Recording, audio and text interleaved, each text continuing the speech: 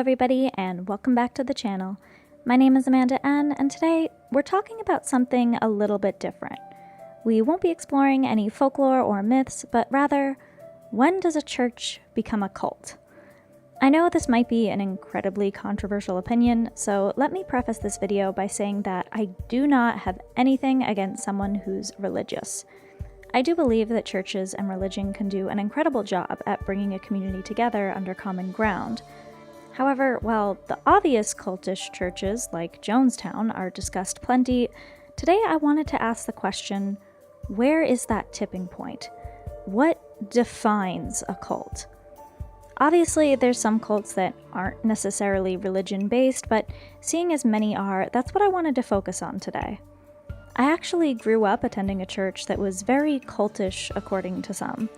There were strict dress codes, rules, expectations, and I think every child there was homeschooled under the same roof, one of the teachers being at the church, except for myself and maybe one or two other families. It was really alarming to see the stock people put in the pastor's words and how his word was essentially law at that church with no room for compromise. That being said, since this topic is so multi-layered and multifaceted, I won't be able to get to it all, but I wanted to take a look at a few elements of cults and see if there's any sort of checklist we can make to better protect ourselves and others from these cults to be. According to the Cult Education Institute, and as common sense would dictate really, many of these characteristics have to do with criticism. If a group or religion or its leader does not accept criticism and expects complete unquestioning loyalty, then it's not a good thing.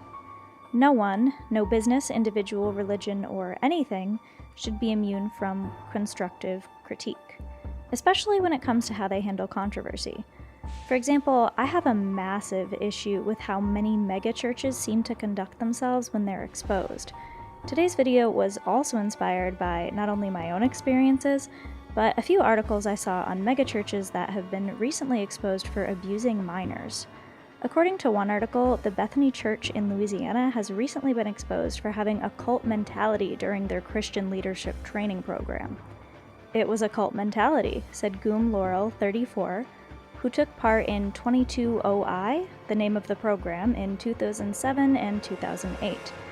Black male interns were allegedly segregated on one floor of the dormitory-style living quarters, Laurel claimed, and male interns believed to be gay were reportedly singled out for torment, including being forced to tread water in a pool for hours.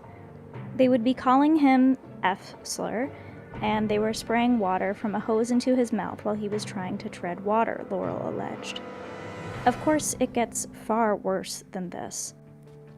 Another massive megachurch known as Hillsong was recently in the news because one of their famous celebrity pastors cheated on his wife. With this, more information was released alleging that there was more than infidelity going on behind the scenes, but their founder, Brian Houston, had protected his father when he would sexually abuse children. Brian knew of his father's abuse since 1999, but he didn't report it to the police, and even wrote to other churches, Hillsong is like a megachurch chain, telling them not to expose his father's actions either. Brian lied, saying that he banned his father from preaching afterwards, even when another former pastor, Barbara Taylor, gave evidence that Brian's father was preaching the following month, even offered a retirement package. He should have been offered a jail cell. There were 9 victims and an abundance of evidence. These churches do seem to be practicing cult mentality, protecting their own to a dangerous extent. But not all churches are like this, and not all religions are like this, so how do we tell the difference? How do we know the church we're in is going to do the right thing when it comes to ousting dangerous behavior? Some articles argue that none of them will, that religion in and of itself will always start as a cult and simply lose that title as they become more and more widely accepted. After all, Christianity was seen as a cult when it first began. Now it's one of the most widely accepted religions out there. Many state that experts in researching cults have written on the cultish tendencies of Christian Trumpism, while others say that the word cult doesn't apply to religion at all. According to Penn Today, people have intuitive feelings about how the word cult should be used, even when an organization or movement meets the criteria of a new religion. Take, for example, Scientology and Mormonism. Both were new religious movements that have evolved into a general understanding or a definition of a religion. However, according to Pew Research, non-Mormons in the US are still more likely to label Mormonism as a cult. Even so, Scientology and Mormonism have outlived their charismatic leaders. They've openly published their beliefs as scripture. Both religions seek truth by offering its followers a roadmap for their place in the universe along with a moral code. Those who accept the belief and rituals are members of the religion, but many outside consider the movement and its followers to be a cult. How have the two been conflated? The word cult originally designates a practice of religious veneration and the religious system based around such veneration. For example, the cult of Our Lady Guadalupe, says Robin Clark, a linguistics professor at the School of Arts and Sciences.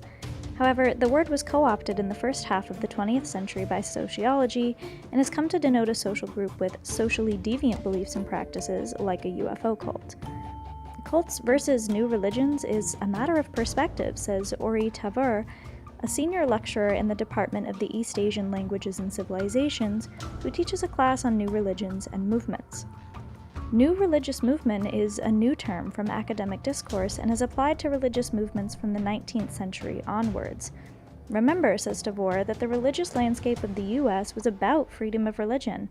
Anyone can create a new religion and can appeal to the government for new religion status and get protections and recognition from the government. So, is a cult just a new religion?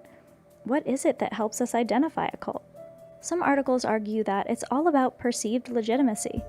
What we choose to see as a cult tells us as much about ourselves as about what we're looking at. As an example, I think a lot of MLMs and network marketing groups, like those that are heavily involved with Herbalife and Mary Kay, have a cultish air about them. There's also those who view Landmark Forum and professional development seminars as cult. Yet many tens, if not hundreds of thousands of people in the States alone are invested in MLMs and see them as legitimate businesses, or at the very least a good way to meet people and find a community. Writing the history of cults in the US is, as one source puts it, just writing a story of the discourse of fear, of the unknown, of the decline of mainstream institutions, and of change.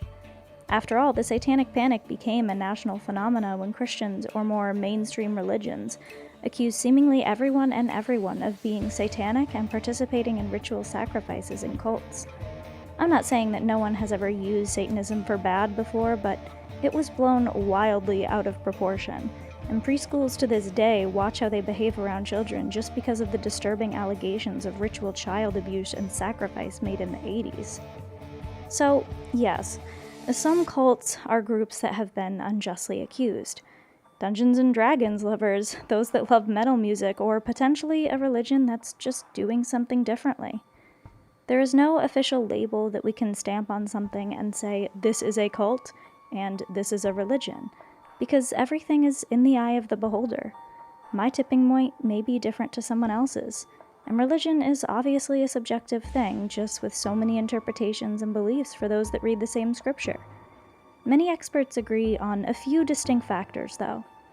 Pressure, deceptive means of recruitment, leaders that declare they're special, a tremendous amount of secrecy, financial exploitation, and if you leave the cult, something bad will happen to you. Those are at least some of the markers that experts, anyway, can agree on. So, back to the original question. What makes a church a cult? I think that there's many churches out there that may treat their leader as a god, if not their way to God. Their whole life is built around this church, and it can become dangerous, worrying, what a grip these churches have on people's lives. But again, not every church is one, and not every cult is a church. Some cults may be labeled as such because they're an unorthodox way of living, while others have far more dangerous and even deadly consequences.